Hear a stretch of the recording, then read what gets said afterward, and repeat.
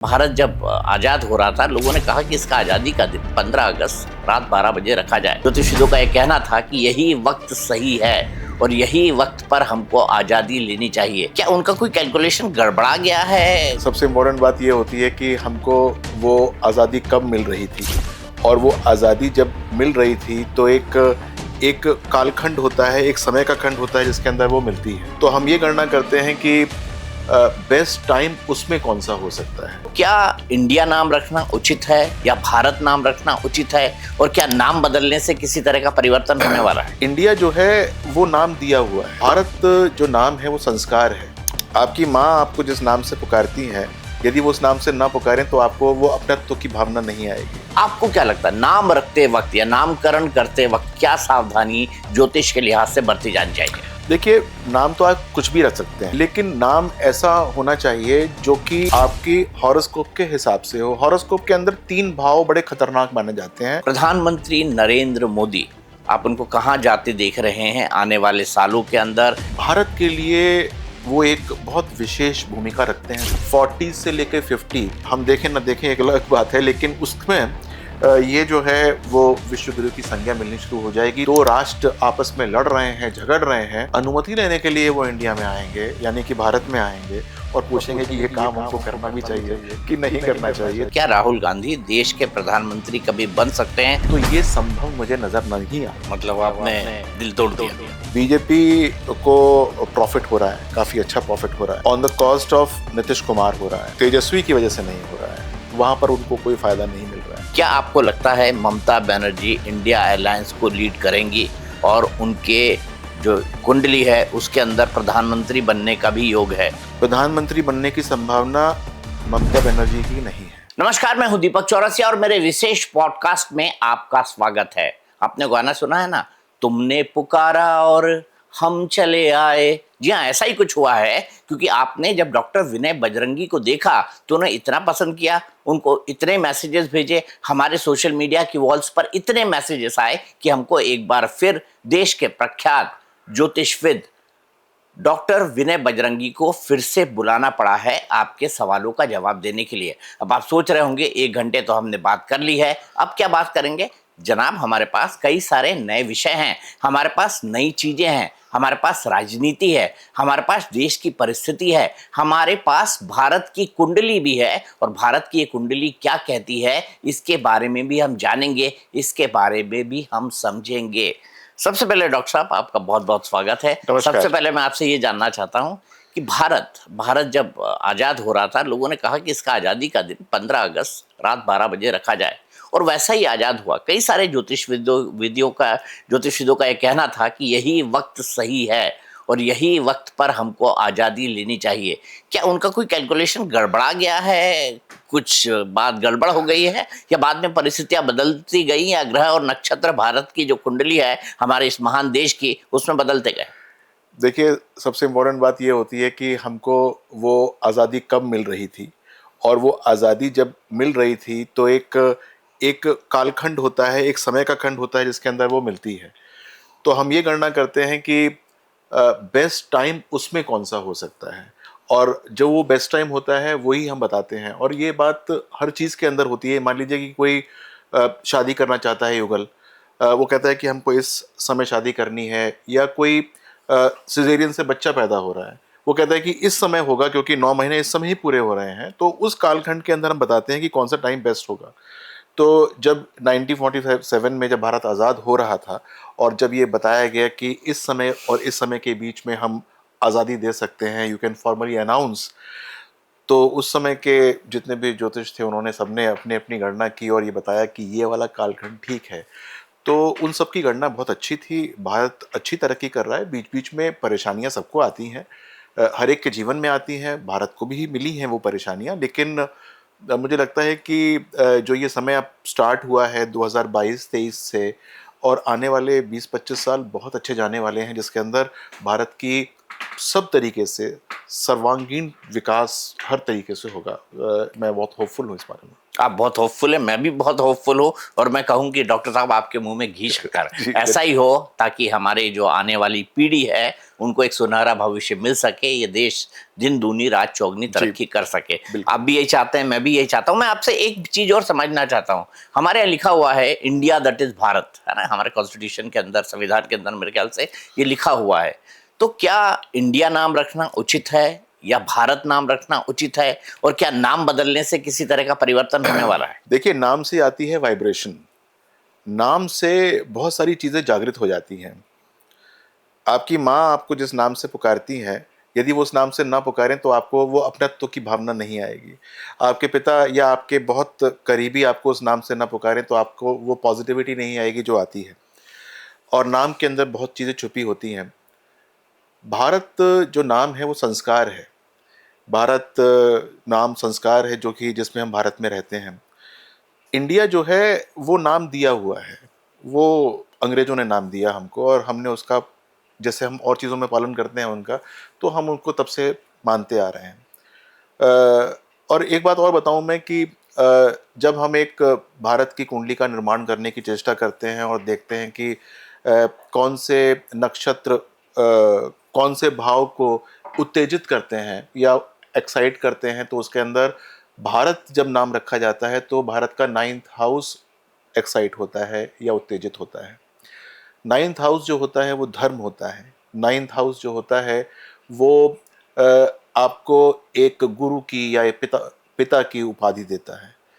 तो मेरे ख्याल से यदि नाम भारत होगा तो वो जो संस्कार भारत के हैं वो उसको सब तरफ फैला पाएगा, पूरे विश्व के अंदर भारत का परचम लहराएगा। और इंडिया जो है वो उसके सेकंड हाउस को जागृत करता है। सेकंड हाउस जो होता है वो एक तरीके से धन का होता है, परिवार का होता है। नाम बहुत ज़्यादा खराब नहीं है, लेकिन अगर हम भारत के नाम की चर्चा करें तो वो वास्तव में जो उसके संस्कार हैं उसको जागृत करना आरंभ कर देगा। और मैं यहाँ पर ये भी कहना चाहूँगा कि वो लोग जो कि नाम को लेकर बहुत ज़्यादा सोचते हैं और समझते हैं कि नाम जो है ऐसा होना चाहिए, वैसा होना चाहिए, जी हाँ, वो सही सोचते हैं। लेकिन मैंने देखा कि बहुत सारे लोग अपने नाम के आगे अंग्रेजी का वर्ड लिखते हैं और कहीं पर एक एस बढ़ा लेते हैं, कहीं पर एक ए बढ़ा लेते हैं। उसका हो सकता है कि ज़्यादा फ़ायदा ना मिले। लेकिन यदि नाम वो रखा जाए जो कि आपके 9th हाउस को या 10th हाउस को, जो कि आपके पराक्रम का घर होता है, उसको जागृत करे, तो बहुत अच्छा लाभ मिलना आरंभ हो जाता है। तो आप मानते हैं कि ये जो एस लिख देते हैं या दीपक के आगे DEEPA लिख देते हैं, इससे कोई फर्क नहीं पड़ता? देखिए, अंग्रेजी हम लोगों को आई है अभी 50-60 साल से, 70-80 साल से आई होगी। यदि हम दीपक की बात करें तो 2000 साल पहले दा के ऊपर बड़ी की मात्रा और पावर का ही लिखा जाता था। और अगर आप उसके अंदर एक छोटी मात्रा कर दें तो वो लोग आपका परिहास करेंगे कि आपने अपने नाम का जो स्पेलिंग है हिंदी में जो लिखा जाता है वो दीपक कर दिया, दीपक कर वो नाम दिया। ही गलत कर दिया। तो हम जिस भाषा को बोलते हैं, समझते हैं, जिस नाम से वो जागृत हुआ है, उसके अंदर अगर हम एक डबल ए कर दें या डबल एस कर दें, सिर्फ ये करने के लिए कि इसके अंदर ये अंक इस प्रकार से आ रहा है, तो भाई एक बार आप देवनागरी लिपि पे तो आ जाइए, एक बार वर्ण को देख लीजिए कि उसके हिसाब से क्या नंबर आपका उत्तेजित हो रहा है। तो मैं इस बात पे बिलीव नहीं करता हूँ, लेकिन जो करते हैं वो करते होंगे। मतलब मैं इसको बिलीव नहीं करता, ये सनातनी और वैदिक शिक्षा के विरुद्ध है। क्या ज्योतिष के भी विरुद्ध है? ज्योतिष के भी विरुद्ध है। ये नहीं किया जाता। आपका नाम जिस प्रकार से बोला जाता है, जिस प्रकार से वेदों में लिखा गया है, आपका नाम जिस प्रकार से वो आपके शास्त्रों में लिखा गया है, उसी प्रकार से लिखा जाना चाहिए। उसके अंदर आप उसके कोई छेड़खानी करेंगे किसी और भाषा को, मान लीजिए कि आजकल जो जो जिस लैंग्वेज का प्रभुत्व है पूरे संसार पे वो अंग्रेजी है। कुछ समय के बाद मान लीजिए कि रशियन हो जाती है या चाइनीज हो जाती है, तो आप नाम को फिर आप बदल देंगे, क्योंकि चाइना की वर्णमाला दूसरे रंग की होती है। हिंदी भी हो सकती है, वो हिंदी भी हो सकती है, भोजपुरी भी हो सकती है। भोजपुरी भी हो सकती है, बिल्कुल हो सकती है। तो ये हुआ कि जो जिस राजा का जिस भाषा का राज्य चल रहा है, आपने उस प्रकार से अपने नाम को परिवर्तित करके पहले तो उस वर्णमाला को देखा और फिर अपने अपना नाम परिवर्तित कर लिया। ये ठीक नहीं है।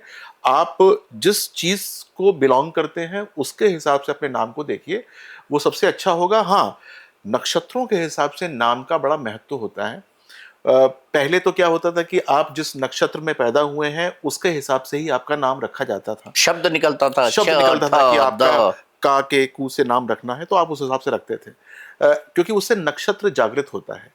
लेकिन बहुधा होता यह है कि हम दो नाम देने की चेष्टा करते हैं, एक तो आपका अपना नाम हो गया और एक नाम आपका वो हो गया जिससे आपको लोग पुकारें, ताकि दो नक्षत्रों को जागृत कर पाएं। लेकिन सबसे इंपॉर्टेंट बात यह है कि कौन से नक्षत्रों को जागृत करना है। और जब हम वैदिक ज्योतिष की बात करते हैं तो आपका करियर का घर, आपके भाग्य का घर, इसको जागृत करने का सबसे विशेष महत्व है। यानी कि आपके पराक्रम को अगर हम जागृत कर पाए तो आप बहुत अच्छे बनते हैं, और यदि हम आपके धर्म को जागृत कर पाए तो आपका भाग्य बहुत अच्छा बनता है।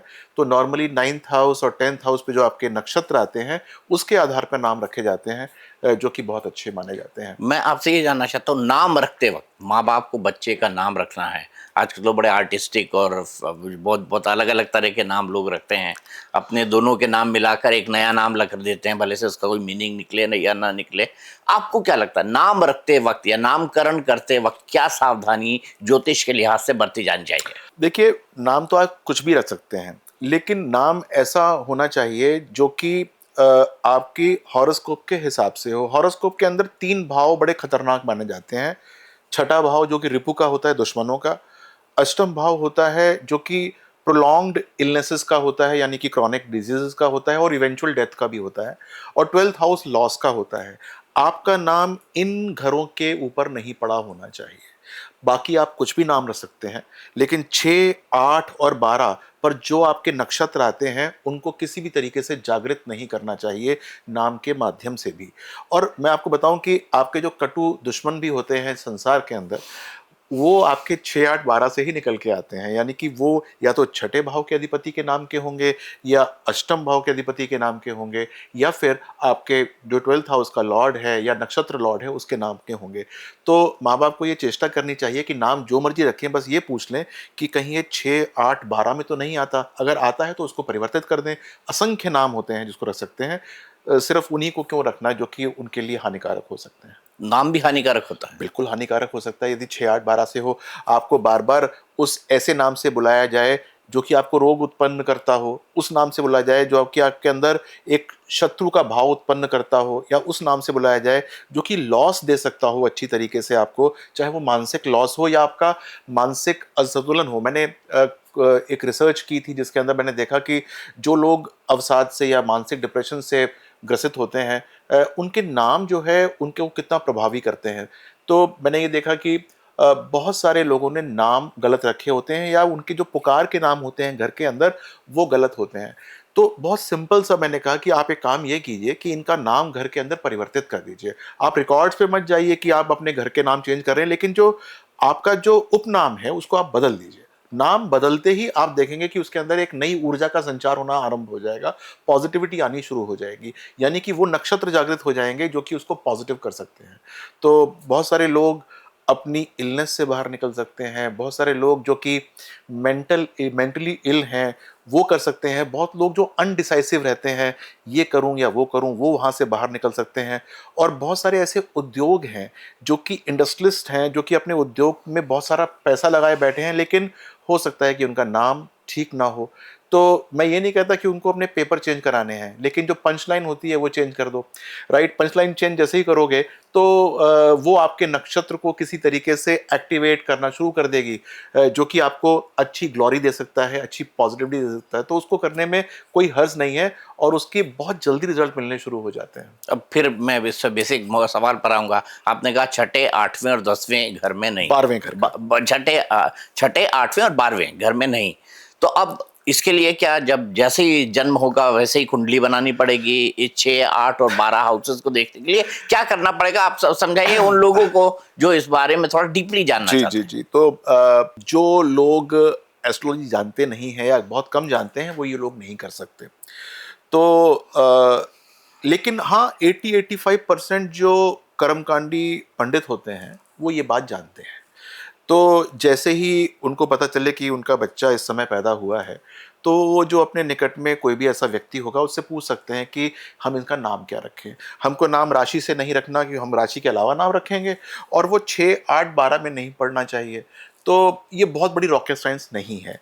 और यदि जो लोग एस्ट्रोलॉजी जानते हैं तो वो तो चुपचाप से अपना सॉफ्टवेयर खोलें, कोई भी कुंडली का सॉफ्टवेयर खोलें और उसमें देखें कि छठे भाव के ऊपर कौन सा नक्षत्र आता है, अष्टम भाव में कौन सा नक्षत्र आता है, 12th हाउस में कौन सा नक्षत्र आता है, उन नक्षत्रों के नाम कौन कौन से होते हैं, मतलब कि वो चा चे चू है या भा भे भू है, किन अक्षरों से शुरू हो रहा है, कौन अक्षरों से शुरू हो रहा है, उनको अवॉइड कर दें, बाकी जो मर्जी नाम रखें उसमें कोई दिक्कत ही नहीं आएगी।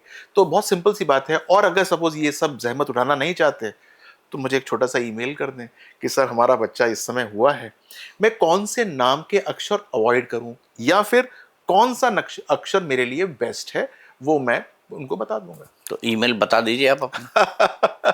ईमेल जो है वो आप नीचे लिख दीजिएगा उसको। ठीक है, बिल्कुल बिल्कुल नीचे जी, लिख देंगे ताकि जी, लोग जो फिर मैं आपसे पूछ लेता हूँ एक सवाल पत्रकार के तौर पर कि डॉक्टर साहब फिर तो फीस भी लेंगे आप ईमेल पे कंसल्टेशन देंगे तो? देखिए ऐसा है कि ये तो एक विधा है, यदि मैं आपको इससे कुछ लेता हूं तो मुझे आपको कुछ देना चाहिए, क्योंकि सिर्फ बात मेरी नहीं होती है, मेरे पूरे पूरे सिस्टम की बात होती है। मैं ईमेल देखता नहीं हूं, बहुत सारे लोग होते हैं जो कि ईमेल को एक्सेस करते हैं, बहुत सारे लोग मेरे पास लेकर आएंगे कि सर इनका प्रश्न आया है, उन सब की बात भी होती है। तो ये तो पूरा तंत्र होता है कि फीस भी ली जाएगी, जरूर ली जाएगी। ठीक है।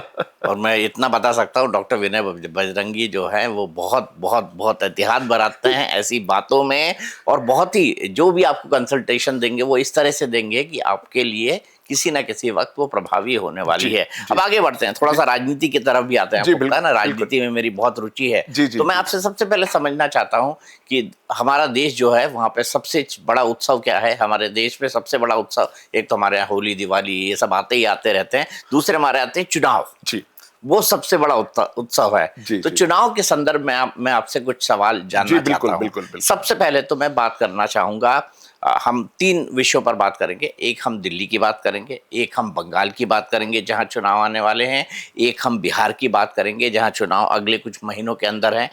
अगले साल की शुरुआत में पश्चिम बंगाल के अंदर चुनाव है, असम के अंदर चुनाव है। तो एक-एक करके शुरुआत करते हैं। जी, बिल्कुल। प्रधानमंत्री नरेंद्र मोदी, आप उनको कहाँ जाते देख रहे हैं आने वाले सालों के अंदर? उनका ग्रह नक्षत्र कुंडली क्या कहता है? देश के लिए कितने शुभ है? क्या क्या होने वाला है प्रधानमंत्री नरेंद्र मोदी की कुंडली के हिसाब से? और आपने उनकी कुंडली को कितने बार स्टडी किया ये भी बताइए मुझे। उनकी कुंडली मैंने काफ़ी बार स्टडी करी है, लेकिन बहुत बार क्या हुआ कि जब मैं इनिशियल सालों में देखता था कुंडली उनकी, तो क्योंकि ये काफ़ी सारे लोगों के टाइम एग्जैक्ट नहीं होते हैं, लेकिन हुआ हाँ, ये ये कि बड़ा सवाल है। इसको कैसे आप करते हैं अगर टाइम एग्जैक्ट आपको नहीं पता है तो? हाँ, ये भी मैं आंसर आंसर करता हूँ कि अगर आपका टाइम एग्जैक्ट नहीं पता है तो फिर मुझे आपके साथ बैठना पड़ेगा और आपने अपने जीवन को किस प्रकार से जिया है उसके बहुत छोटी छोटी चीज़ों को हमको उतारना पड़ेगा कि कब आप ग्रेजुएट हुए, कब आप पोस्ट ग्रेजुएट हुए, कब आपने पहली नौकरी की, कब आपको पहली बार तनख्वाह मिली, कब आप विदेश गए। ये बहुत सारे इवेंट्स होते हैं जीवन के, इनको टैबुलेट किया जाता है और फिर इसको कुंडलियों में डाला जाता है। कुंडलियों मतलब अ, जो हमारी कुंडली होती है वो 2 घंटे के लिए ठीक होती है, यानी 2 घंटे के अंदर वैसा ही लग्न रहेगा जो होता है, लेकिन जो डिविजनल चार्ट्स होते हैं उसके अंदर कुंडली 50 सेकंड के अंदर भी चेंज होती है। तो उन कुंडलियों के अंदर वो सारे के सारे जो हमारे इवेंट्स होते हैं वो हम डालते हैं और हम उसको बर्थ टाइम सिंक्रोनाइज कहते हैं, यानी कि हमने बर्थ टाइम को सिंक्रोनाइज कर दिया। जब सारे इवेंट्स आपके जो हमको पता है वो हम डाल देते हैं तो हमको जो है वो बहुत अच्छा रिजल्ट प्राप्त होता है।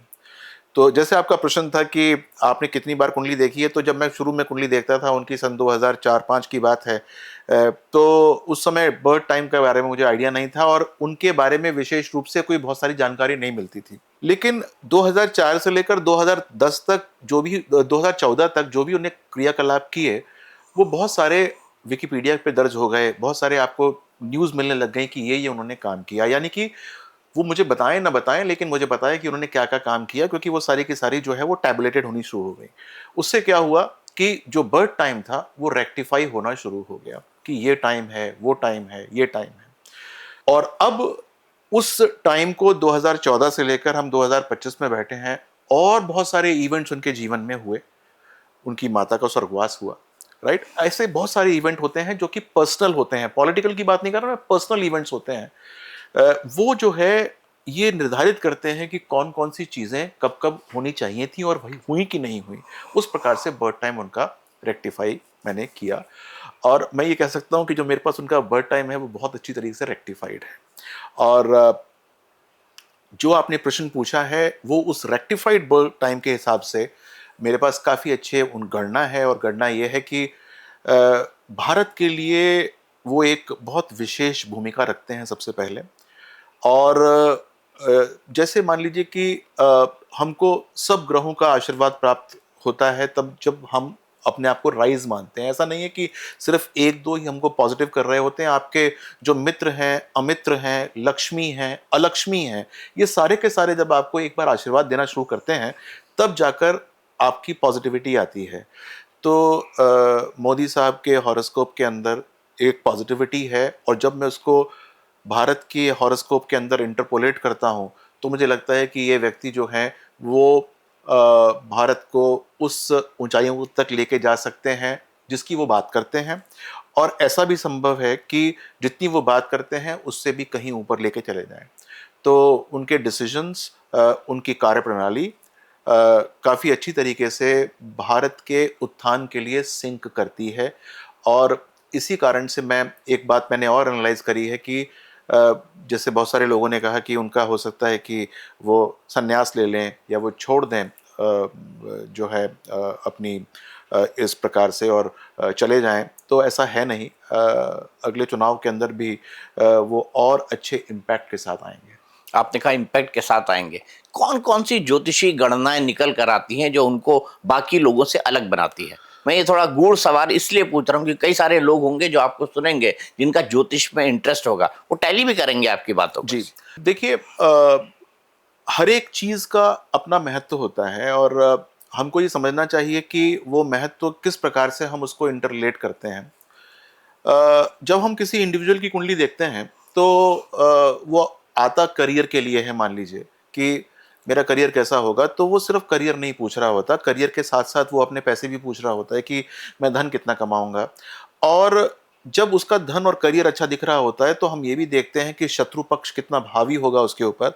कोई ऐसा विवाद तो नहीं होगा जिसकी वजह से उसका करियर जो है अच्छा दिखाई दे रहा है लेकिन वो जो है परेशानी के अंदर चला जाएगा।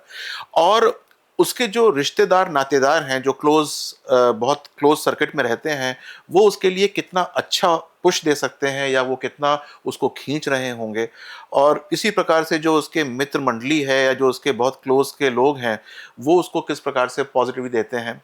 और इस दौरान सूर्य और चंद्रमा का क्या योगदान है। सूर्य का मतलब ये हुआ कि आत्मविश्वास, और पिता यानी कि गुरु की जो भूमिका है वो कैसी होगी, और इसी प्रकार से मानसिक संतुलन कितना अच्छा रहने वाला है।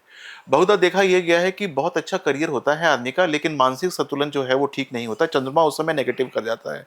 आदमी ऐसे ऐसे डिसीजन लेना शुरू कर देता है कि बहुत सारे बिल्डर्स होते हैं, बहुत अच्छा किया, एक एक प्लॉट खरीद के कुछ बनाया और उसके बाद 5-7 प्लॉट खरीद लिए, पैसे इधर से उधर कर दिए, पता लगा कि नाम खत्म हो गया। चंद्रमा उनके कंट्रोल में नहीं था, यद्यपि उनका जो जो एक 10वां भाव था या 11वां भाव था, बहुत अच्छा चल रहा था। तो ये सारी बातों की जब गणना करते हैं तब हम करियर के बारे में बताते हैं कि करियर कैसा होगा।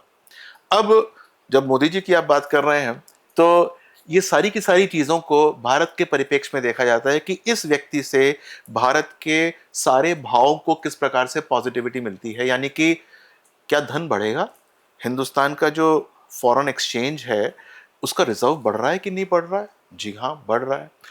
यहाँ पर एम्प्लॉयमेंट के अवसर 10th हाउस कैसे होंगे, बढ़ रहे हैं कि नहीं बढ़ रहे हैं, और जैसे पहले बढ़े थे उससे अच्छे बढ़ रहे हैं या उतने ही बढ़ रहे हैं, या फिर वो और भी बढ़ सकते हैं, तो लगता है कि बहुत अच्छा बढ़ रहे हैं। स्वावलंबी होगा कि नहीं होगा, तो पूर्ण रूप से ना हो लेकिन जितना पहले था उससे कहीं कहीं ज्यादा हो रहा है।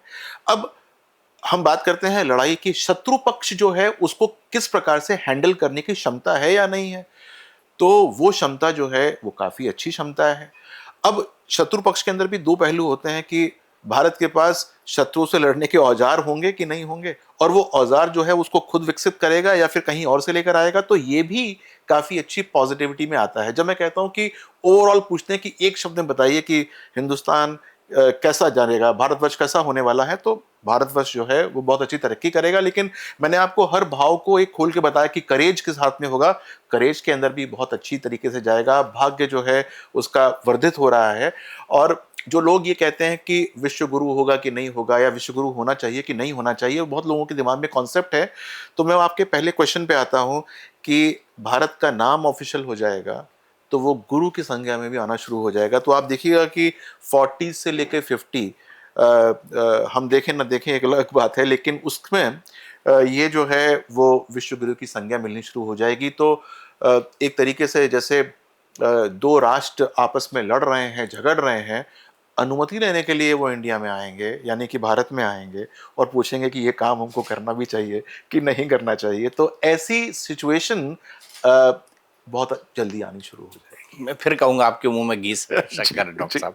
आगे चलते हैं। जी। अब मैं एक ऐसे शख्स के बारे में आपसे जानना चाहता हूं जिन्होंने इन चुनाव के अंदर थोड़ा इम्पैक्ट डाला, क्योंकि वो 99 सीट्स लेकर आए। नाम है राहुल गांधी।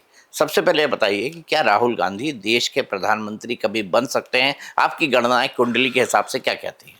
देखिए, राहुल गांधी प्रधानमंत्री बनते हैं कि नहीं बनते, उनको इस पहले हम बाद में आंसर करेंगे। पहले ये देखते हैं कि राहुल गांधी की कुंडली क्या कहती है। तो मैं ये कहूंगा कि ब्लेस्ड कुंडली है, मतलब एक अच्छी कुंडली मानता हूं मैं ऐसे आदमी। जो आदमी काफी सारी परेशानियों के बावजूद भी एक पर्टिकुलर पोजीशन के ऊपर बैठा हुआ है, वो अच्छी कुंडली ही मानी जाती है। कि despite having so many problems in his horoscope, उसका गुरु और मरकरी के बीच में कोऑर्डिनेशन नहीं है। गुरु और मरकरी क्या होता है? गुरु होता है आपके अंदर ज्ञान कितना है, और मरकरी होता है कि आप उस ज्ञान को किस प्रकार से बोल पाते हैं। बहुत सारे लोग होते हैं बहुत ज्ञानी होते हैं लेकिन बोल नहीं पाते हैं, और बहुत सारे लोग होते हैं जिनके पास ज्ञान कुछ नहीं होता लेकिन जब बोलना शुरू करते हैं तो कुछ भी बोलते हैं, अलगल सब बोलना शुरू करते हैं। उनके बीच गुरु और मरकरी के बीच में कोऑर्डिनेशन बिल्कुल नहीं है, जिसकी वजह से वो जो बोलना चाहते हैं संभवतः वो बोल नहीं पाते, और शायद जो बोलना नहीं चाहते वो उसको बोल के खुश भी बहुत होते हैं कि ऐसा बोल दिया। इसके बाद भी उनका राजयोग टसका वैसा ही है, मतलब कहीं हिला नहीं है, क्योंकि जो लोग उनको पसंद करते हैं, जो तबका उनको पसंद करता है, जो पार्टी उनको पसंद करती है, वो उनको हमेशा शीर्ष पे बिठा के ही रखती है। तो अगर मैं उनकी पार्टी की बात करूं तो वो हमेशा उनको शीर्ष पे बिठा के रखेगी। आप ये मत समझिए कि राहुल गांधी जो हैं उनकी दीर्घायु भी है। सबसे बड़ी बात यह है कि वो दीर्घायु को प्राप्त होंगे, और उनकी आयु अल्प नहीं है। वो अपनी दादी से ज़्यादा जिएंगे, और काफ़ी ज़्यादा जिएंगे अपनी दादी से, और वो हमेशा टॉप मोस्ट पोजीशन पे ही काबिज रहेंगे। अपनी पार्टी की अगर मैं बात करूं या उन लोगों की जो उनको अच्छा समझते हैं। लेकिन यदि मैं उनको रोपित कर देता हूं भारत के हॉरोस्कोप में, मैं उसको देख ही नहीं रहा कि भारत में वो आएंगे कि नहीं आएंगे। मैं देखता हूं कि भारत अगले 25-30 सालों में बहुत तरक्की कर रहा है, जैसे मैं आपको बता रहा हूं। तो क्या 25-30 सालों में राहुल गांधी जैसा व्यक्ति अगर उस पर आके बैठ जाएगा तो क्या भारत का भविष्य वही रहने वाला है? इस प्रकार से उसकी गणना मैं करता हूं, तो ये संभव मुझे नजर नहीं आता है। यद्यपि उनकी कुंडली अच्छी है, वो अपनी पार्टी में बहुत अच्छा परफॉर्म करेंगे, उनको पार्टी अच्छा ही मानेगी। यद्यपि उनके जो ग्रहों की पोजीशन है वो पार्टी को ऊपर ले जा पाए ना ले जा पाए, लेकिन पार्टी में अच्छा रहेंगे। लेकिन वो भारत के प्रधानमंत्री भारत की कुंडली के हिसाब से नहीं बनते हैं। मतलब आपने दिल तोड़ दिया कई सारे लोगों को जो राहुल गांधी को प्रधानमंत्री देखना चाहते हैं।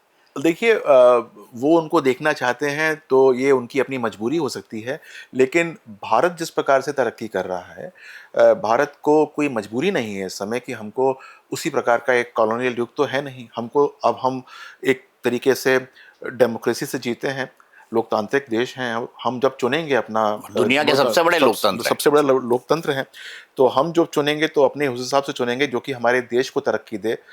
रोटी कपड़ा मकान जिसको वो चीखते हैं वो तो दे नहीं पाए।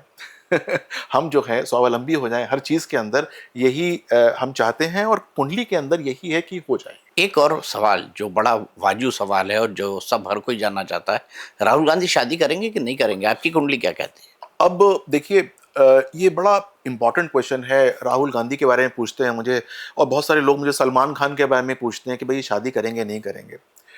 तो एक हमारे यहाँ कहावत है कि यदि आप अपने अकल के पीछे डंडा लेके घूमेंगे तो जहाँ अकल आपको मिलेगी वहाँ उसको मारना शुरू कर देंगे। ऐसा कोई हॉरोस्कोप नहीं होता जिसके अंदर कोई चीज़ जीरो होती है, यानी इसकी प्रोबेबिलिटी जीरो होती है। ऐसा कोई हॉरोस्कोप नहीं होता।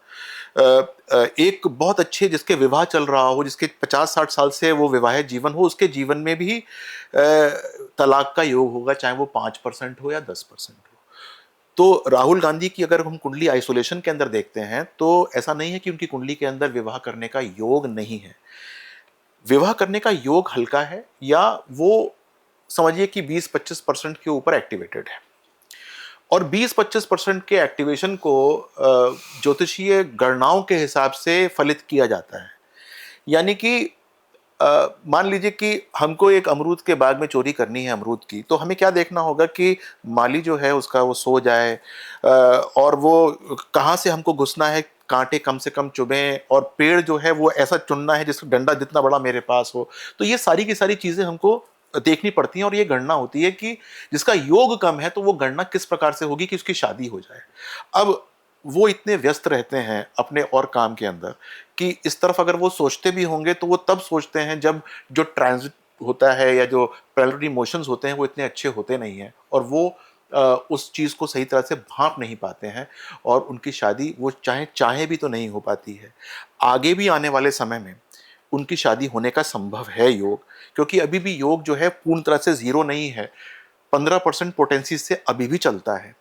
तो उनको ये देखना पड़ेगा कि माली कब सो रहा है, यानी कि सब जो ग्रह जो उनकी शादी नहीं कराना चाहते हैं, जो 85% पॉपुलेशन के अंदर हैं, वो कब जो हैं वो सो जाएं या हल्के पड़ जाएं, और वो 15% योग जो है वो फलित हो जाएं। उसके लिए उनको मेरे पास आना पड़ेगा, तब मैं उनको बताऊंगा कि वो 15% टाइम उनके लिए वो कौन सा है। गारंटी देना है डॉक्टर साहब? गारंटी, अगर वो आ जाए तो मैं बताऊंगा कि कब वो आए और कैसे उनका योग फलित हो सकता है। और ये सिर्फ उनके लिए गारंटी नहीं है, ये सब गारंटी उन सब लोगों के लिए है जो कि अपने आप को क्रॉनिक बैचलर डिक्लेयर कर चुके हैं कि साहब हमारा तो अब कुछ हो नहीं सकता, हमको ये लड़की नहीं मिल सकती है, लड़की सोचती है मेरे को लड़का नहीं मिल सकता, मैं 60 साल की हो गया या 70 साल का हो गया, मुझे शादी नहीं हो सकती। वो भी, उनकी भी शादी हो सकती है। मन के अंदर एक हुक होनी चाहिए, तमन्ना होनी चाहिए, हम बताएंगे कि कैसे होगी। तो शादी करानी है तो डॉक्टर साहब के पास आइए। जी जी हाँ, जी बिल्कुल। बहुत बढ़िया। ये तो मतलब आपने ऐसी बात कह दी जो मेरे लिए ब्रेकिंग न्यूज है। जी यदि आप अपनी खुद की शादी कराना चाहते हैं तो आप आइए डॉक्टर विनय बजरंगी जी के पास, और डॉक्टर साहब आपको बताएंगे कि आपको कब, कैसे, किस तरह से मूव करना है। शादी होना भी सोसाइटी में एक बहुत बड़ी समस्या है बड़ी समस्या है। देखिए, ये एक पेंडिंग कर्मा बन जाता है। जब हम अध्ययन करते हैं एस्ट्रोलॉजी का, अब न जाने लोग कैसे कैसे पढ़ते हैं, लेकिन यदि आपका सप्तम भाव पीड़ित है तो आपका उद्देश्य ये है कि आपको अपने सप्तम भाव को ठीक करना है। सप्तम भाव का मतलब स्पाउस का होता है। अगर वो सप्तम भाव पीड़ित है तो इसका मतलब क्या हुआ कि आपके अपने पिछले जन्म के अंदर सप्तम भाव के साथ न्याय नहीं किया था, यानी कि आपकी शादी हुई थी या नहीं हुई थी, आप न्याय नहीं कर पाए थे, शादी टूट गई थी, या फिर विवाह के अंदर कुछ परेशानी आई थी, या आप अविवाहित रह गए थे। तो आपका इस जीवन का सबसे बड़ा उद्देश्य ये होता है कि आपको कम से कम वो वाला एक पैरामीटर जो आपके पिछले जन्म में ठीक नहीं था उसको ठीक कर लीजिए। तो बहुत सारे लोग जो हैं वो आते हैं, वो कहते हैं कि साहब शादी तो हमने छोड़ दिया, सोचना भी छोड़ दिया, हमारा बिजनेस ठीक हो जाए या फिर हमारे लोन चूक जाए। मैं कहता हूँ पहले ये ठीक कर लो ना, सप्तम भाव ठीक कर लोगे, एक केंद्र अच्छा हो जाएगा। हॉरोस्कोप को कभी आपने देखा हो, कभी अपना भी करने देखिएगा, केंद्र बड़े इंपॉर्टेंट होते हैं। 1, 4, 7, 10। 1 होते हैं आप खुद, 4 होता है आपका घर, 7 होती है आपकी स्पाउस या विवाह, और 10वां होता है आपका करियर। इसी जगह पर सारे का सारा चीज़ें मतलब घूमता रहता है। आपने मान लीजिए अपना करियर ठीक करने की कोशिश की, और आपने जो है वो अपना परिवार के अंदर शांति लाने की कोशिश की, आपने सेहत की कोशिश की, 7वां घर पीड़ित है, तो यानी कि वो पूरा का पूरा जो एक बैलेंस आउट होना चाहिए वो बैलेंस नहीं हो रहा है। तो उसको बैलेंस करने के लिए शादी करना हमारे शास्त्रों के हिसाब से बहुत ज़रूरी है, और कर लेना चाहिए। गृहस्थ जीवन का पालन करना चाहिए, उससे बहुत सारी चीज़ें अपने आप ही सॉल्व हो जाती हैं जिसकी आदमी सिर्फ कल्पना करता रहता है। लोग तो शादी के बारे में क्या क्या जोक बोलते हैं। जितने भी कॉमेडी आइटम्स होते हैं, कॉमेडी में आप देखते हैं तो सबसे ज्यादा मजाक शादी और बीवी और पति और पत्नी इनका ही होता है। आप क्या कहेंगे डॉक्टर साहब? देखिए, मैं आपको इतना बताना चाहूँगा कि नॉर्मली क्या होता है कि वाइफ और हस्बैंड आपस में बिल्कुल विपरीत हो जाते हैं। कॉम्प्लीमेंट्री होते हैं, सबसे बड़ी बात यह है। आपकी वाइफ होंगी, आप पर्टिकुलर करने की कोशिश कीजिए, जिस चीज़ों में आप थोड़े से पीछे रह जाते हैं उसमें वो तेज होती हैं, जिस चीज़ों में वो थोड़ी सी पीछे रह जाती हैं आप तेज होते हैं। ये कॉम्प्लीमेंट्री होता है, 1 और 7 का संबंध होता है। यानी कि आपस में 180 डिग्रीज दूर होते हैं, लेकिन संबंध ये होता है। तो हमें जो उनकी कमियां होती हैं वो उसमें हम हंसी उड़ाते हैं, जिसमें हमारी कमियां होती हैं उसमें वो हंसी उड़ाती हैं। लेकिन अगर हम बैठ के सोचें तो हमको लगता है कि नहीं, सब कुछ ठीक है, क्योंकि मज़े लेने के लिए, हंसी मजाक के लिए तो सब कुछ चलता है, लेकिन उनके बिना जीवन चलता भी नहीं है, ये भी एक सच्चाई है। देखिए, राहुल गांधी की शादी की बात करते करते आपने गारंटी भी दे दी, आप जो भी आए मेरे पास मैं उसकी शादी करा दूंगा। आपने राहुल गांधी जी की भी शादी की गारंटी ले ली। अब मैं, अगर वो आपके पास आते हैं तो अब मैं आगे बढ़ता हूं और राजनीतिक सवालों पर वापस आता हूं। जी। प्रियंका गांधी, क्या कभी वो राहुल गांधी की जगह ले पाएंगी? क्या कभी कांग्रेस में उनको प्रधानमंत्री पद के लिए प्रोजेक्ट किया जाएगा? क्योंकि सब लोग ही जानते हैं कि कांग्रेस गांधी परिवार के बिना कुछ नहीं है। गांधी परिवार कांग्रेस का न्यूक्लियस है और उसी के आसपास कांग्रेस पार्टी को घूमना है। तो जो दूसरा सबसे बड़ा फैक्टर है वो है प्रियंका गांधी। कैसे देखते हैं आप उनकी राजनीति? और देखिए, अब जो पॉसिबिलिटी और प्रोबेबिलिटी है वो बहुत कम है। वो कम इसलिए है कि देखिए, कुछ हो सकता है मैं कुछ ऐसा वैसा बोलूं, लेकिन एक तो राहुल गांधी की उम्र बहुत है। He is not going to, you know, इस संसार को छोड़ने वाले नहीं है कि कोई और पकड़े उनको। और जब मैं अध्ययन करता था एस्ट्रोलॉजी का, सन 2003-4 की बात है, तब ये मैंने एक शोध किया था कि अगर सपोज मातृ प्रेम कम हो जाए थोड़ा सा राहुल गांधी के प्रति और प्रियंका को पोर्ट्रे किया जाए, तो हो सकता है कि कांग्रेस जो है बेटर परफॉर्म करना आरंभ कर दे। और ये मैंने काफ़ी अच्छी तरह से अध्ययन किया था, लेकिन वो साबित नहीं हो पाया, वो हो नहीं पाया। उस समय जो प्लानिटरी पोजीशंस थी वो काफ़ी काफ़ी अच्छी थी और काफ़ी पॉजिटिव थी, लेकिन धीरे धीरे धीरे वो सब की सब जो जितनी भी पॉसिबिलिटी थी वो कुंठित हो गई हैं, ख़त्म हो गई हैं। और अब वो जितना भी चाहें कि वो प्रियंका को पोर्ट्रे कर दें, पहली बात तो वो होगा नहीं, और यदि करने की चेष्टा भी करती हैं तो अब भारत नहीं होने देगा। क्योंकि भारत के अंदर फिर मैं वो कहूँगा कि यदि प्रियंका गांधी को प्रतिरूपित किया जाए as a prime minister candidate, तो वो तरक्की जो भारत को मिलने वाली है वो उनके हॉरोस्कोप से नहीं मिलती है, इसलिए वो भी नहीं आएंगी। ठीक है, आपने तो बड़ा डेफिनेट सा जवाब दे दिया इस बात का। बहुत अच्छी बात है। आगे चलते हैं डॉक्टर साहब। और डॉक्टर साहब, मुझे अब इलेक्शंस के पर आ जाते हैं। सबसे बड़ा इलेक्शन होने वाला है। हम दिल्ली में कहते हैं कि दिल्ली की गद्दी का रास्ता उत्तर प्रदेश और बिहार से होकर जाता है, जी क्योंकि जी। दोनों जगह लोकसभा की सीटें इतनी हैं। बिहार में चुनाव है, नीतीश कुमार जी, एनडीए का गठबंधन वहां पे है, उसको पांच पांडव कहा जा रहा है। दूसरी तरफ महागठबंधन भी कमजोर नहीं है। तो बिहार की चुनाव के हिसाब से बिहार की कुंडली क्या कहती है, और आप किसको अपना फेवरेट मानते हैं अपनी ज्योतिषी गणनाओं के अनुसार? देखिए, मैंने इसके बारे में थोड़ा सा अध्ययन किया है, और वो अध्ययन ये है कि नीतीश कुमार जी का जो सूर्य है वो थोड़ा सा नीचे जा रहा है, वो इतना अच्छा नहीं है, और वो अस्त होने हो रहा है। और जो यादव भाई साहब हैं वो थोड़े से ऊपर जा रहे हैं, थोड़े से क्या काफ़ी ऊपर जा रहे हैं। बीजेपी को प्रॉफिट हो रहा है, काफ़ी अच्छा प्रॉफिट हो रहा है, on the cost of Nitish Kumar हो रहा है, लेकिन तेजस्वी की वजह से नहीं हो रहा है, वहाँ पर उनको कोई फ़ायदा नहीं मिल रहा है। लेकिन अगर बीजेपी उपाय करेगी तो निश्चित तौर से फ़ायदा होगा, और वो उपाय जो है वो थोड़ा सा बैक टू बेसिक्स आना पड़ेगा उसको। थोड़ा सा जो है वो गुरु की भूमिका निभानी पड़ेगी, और वो यदि ये वाला काम करना शुरू करती है तो जैसे वो किंग मेकर पहले रही थी, अब वो किंग डिसाइडर हो जाएगी इस समय। तो काफ़ी अच्छी पॉजिटिविटी आ सकती है, लेकिन इन पूरी की पूरी गणनाओं के पीछे मैं बताऊंगा कि अभी भी जो परचम है वो जो हैवी है वो तेजस्वी यादव का है। क्या मुख्यमंत्री बन सकते हैं तेजस्वी यादव? बनने की संभावना जो है वो अ, अच्छी है, लेकिन बीजेपी के हाथ में भी बहुत सारी पॉजिटिविटीज़ हैं, और वो पॉजिटिविटीज़ को अगर वो सही प्रकार से इस्तेमाल कर लेगी तो किंग डिसाइडर, जैसे मैंने आपको बोला, कि वो बन सकती है। तो हो सकता है कि उनके बीच में कुछ ऐसा पार्ले हो जाए या ऐसी बात हो जाए। लेकिन बीजेपी और तेजस्वी यादव को आप ऐसे ऐसे समझिए, मतलब थोड़ा सा ही फर्क है, लेकिन तेजस्वी यादव ऊपर है अभी। आपके हिसाब से तेजस्वी यादव? लेकिन लोग ये कहते हैं कि कास्ट कॉम्बिनेशन है, उसके हिसाब से तो भारतीय जनता पार्टी ज्यादा ऊपर दिखाई देती है ज़्यादा ऊपर तेजस्वी यादव दिखाई, के मुकाबले। लेकिन ये ऊपर आने के लिए जो मैंने बताया कि वो थोड़ा सा उपाय करना पड़ेगा, और वो उपाय जो है वो मुझे लग रहा है कि हो रहा है, धीरे धीरे धीरे धीरे हो रहा है। और मेरे ख्याल से अक्टूबर या नवंबर में चुनाव है, तब तक ये उपाय जो है वो संभव है।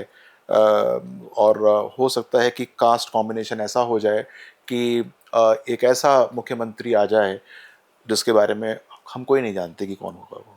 नीतीश कुमार क्या फिर से मुख्यमंत्री बनेंगे? वो नहीं बनेंगे, ये तय है, ये तय है।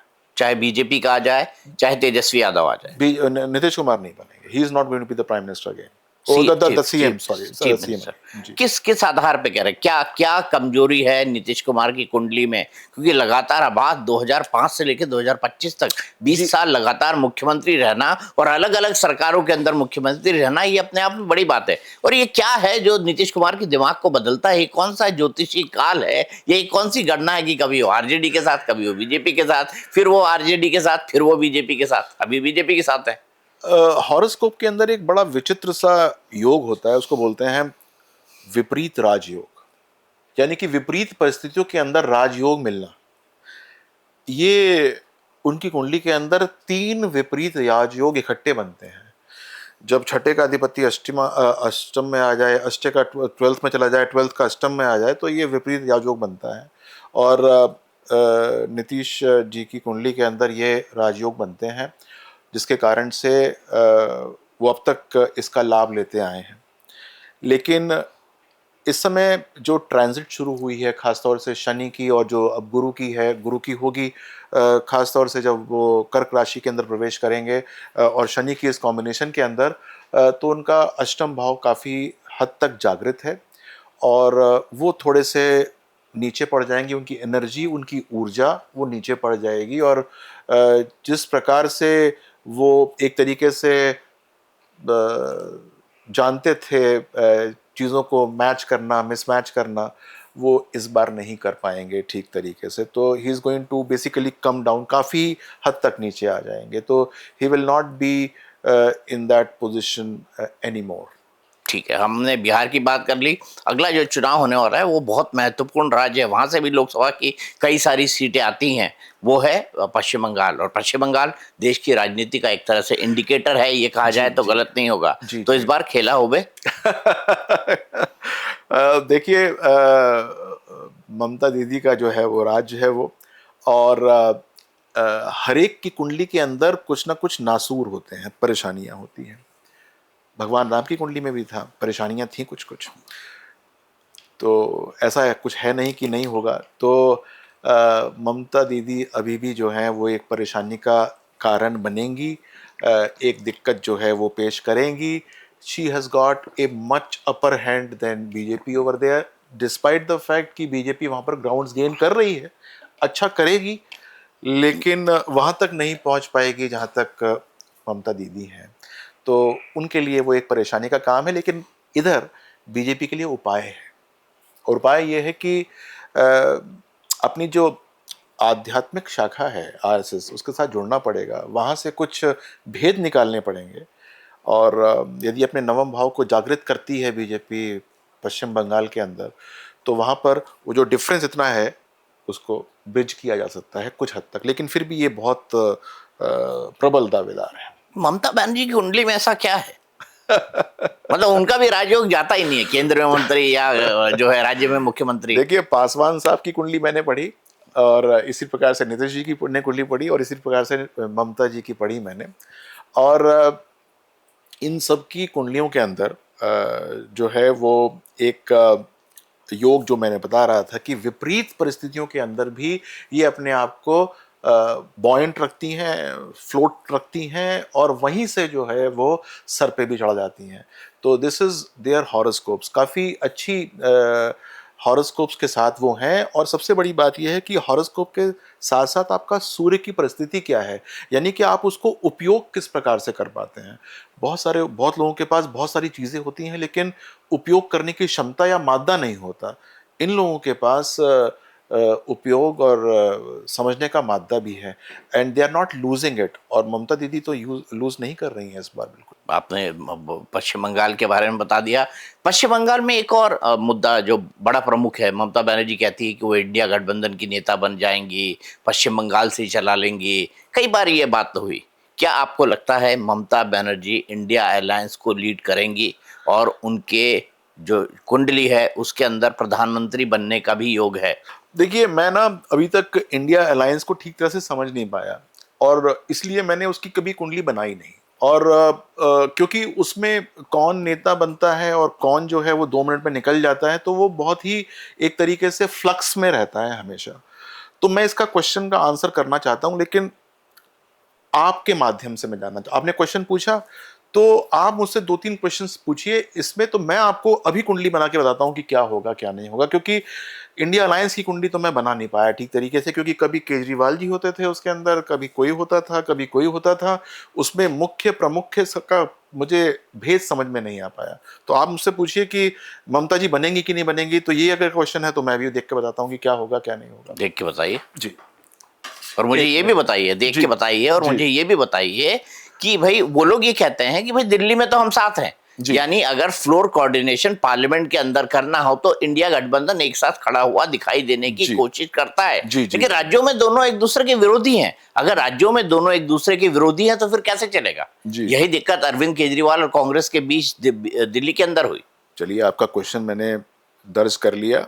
और जो आपका जो पहला क्वेश्चन है कि क्या वो इकट्ठे हैं, तो हाँ वो इकट्ठे हैं। They are going to remain इकट्ठा, कोई चिंता करने की मतलब जरूरत नहीं इंडिया है। ब्लॉक बना रहेगा। बना रहेगा, उसमें चाहे कोई एन निकल जाए, कोई आई निकल जाए, कोई ए निकल जाए, अपने अपने लोकल मुद्दों की वजह से, लेकिन वो बना रहेगा। तो एक तो ये बात हुई। दूसरा बताइए, आपने क्या पूछा? मैंने पूछा कि क्या ममता बनर्जी इसे लीड कर सकती हैं और क्या उनमें कोई प्रधानमंत्री बनने की संभावना उनकी कुंडली के हिसाब से है? प्रधानमंत्री बनने की संभावना ममता बनर्जी की नहीं है। She is not going to be the prime minister of India for the next 25 years. और इससे पहले तो उनका सूर्य अस्त हो ही जाएगा, तो वो नहीं जो है वो बन सकती हैं। और वो क्या इंडिया ब्लॉक को लीड कर सकती हैं, ये प्राइमरी क्वेश्चन है। दो, और ये हुआ प्राइम इंडिया, और ये हुआ आपका दिस। तो ममता बनर्जी जी जो हैं वो इंडिया ब्लॉक को लीड कर सकती हैं। कर सकती शी है। Can lead. और जब मैं कहता हूं कि लीड कर सकती हैं, तो इसका मतलब वो लीड करेंगी।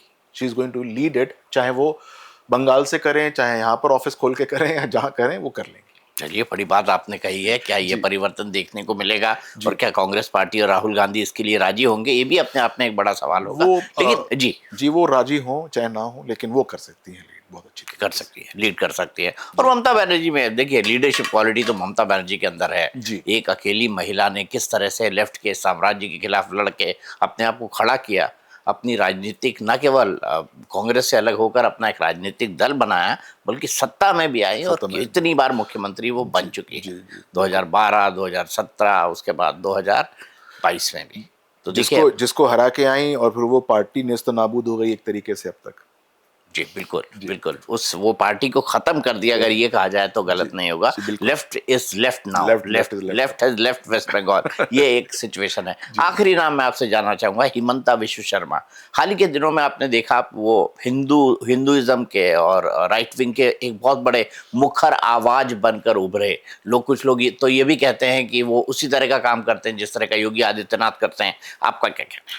मेरा भी यही कहना है जी, कि वो काफ़ी प्रोमिनेंट नेता रहेंगे, और काफ़ी अच्छे जो हैं वो बाहुबल के साथ सेंटर के साथ खड़े होंगे, and he is going to win with a thumping majority in the next election Assam के अंदर। कोई चिंता करने की क्या जरूरत नहीं केंद्र की राजनीति का वही हेमंत विश्व शर्मा आ सकते है। हैं? जी बिल्कुल आ सकते हैं। He can be a prominent player in the केंद्र ऑल्सो।